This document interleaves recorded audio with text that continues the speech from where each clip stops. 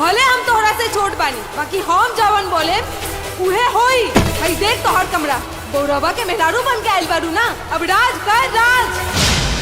जब भगवान हमरा किस्मत में ऐसन घर और ऐसन वर लिखले बड़े तो हमरा के यह सवारी के पड़ी। जे देहनी भगवान जी उहे हमर संसार, इहे घर इहे बार अनमोल बा हमार। प्रणाम बा सभे के, हम है त्रिलोक। आज हम बात करे जा रहल बानी B4U भोजपुरी पर आयल एगो बहुत ही सुंदर और पारिवारिक फिल्म किसान बहुरिया के ट्रेलर के बारे में। ये फिल्म में हमनी के चहेती अंजना सिंह और प्रशांत सिंह मुख्य भूमिका में बाड़न। ट्रेलर देख के तो यह लागत बा कि ये फिल्म भोजपुरी माटी के असली महक और मेहरारू लोगन के हिम्मत के कहानी हवे। पहले हमारी कपड़ा धो के बढ़िया से छत पर सुखा दा, हमनी खातिर चाय बना के लेके आवा।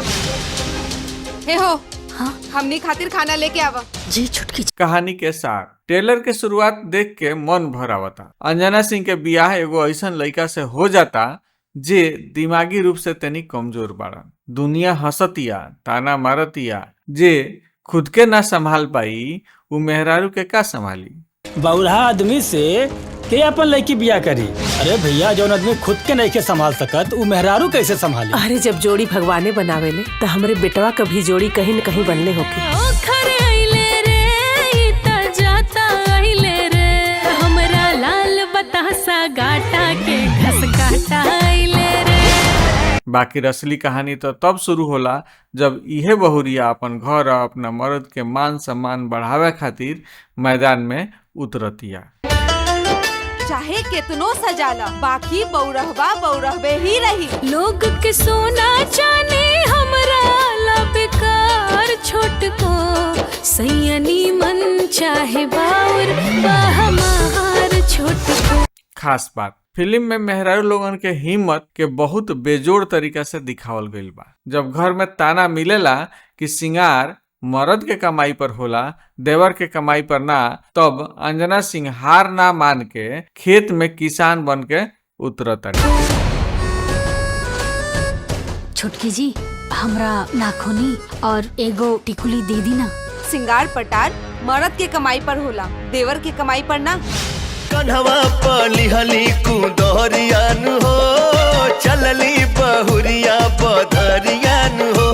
केहू करे मास्टर, केहू लड़े प्रधानी, करे लगली जम के, हरे करे लगली जम के बहुरिया किसानी, करे लगली जम के बहुरिया किसानी। संवाद ट्रेलर के संवाद सीधे करेजा में उतर जाता।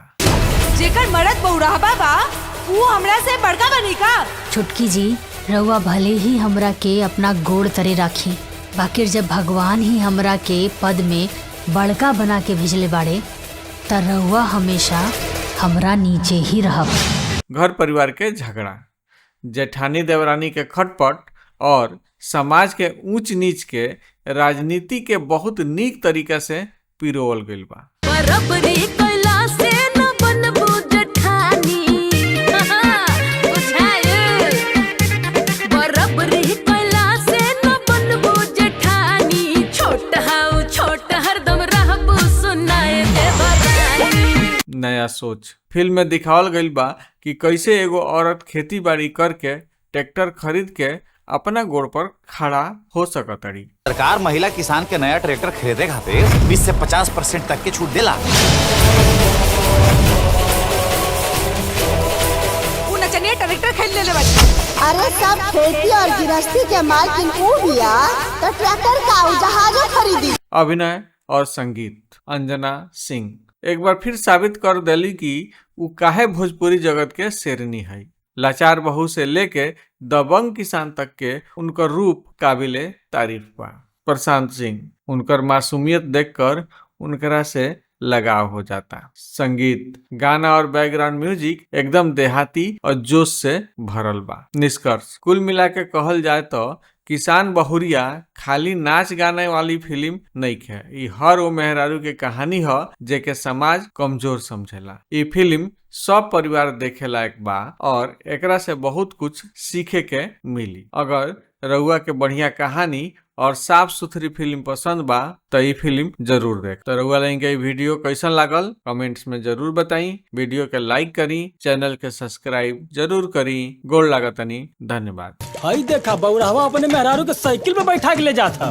अम्मा जी जीवन में पहली बेर सोना के गाना। हमरा ओकरा से बढ़िया सिकरी लाके दी ना तो हम जहर खा के मर जाए। हम ही कह देता ए बहू, ई घर के मलकिनी तू ही बन जा।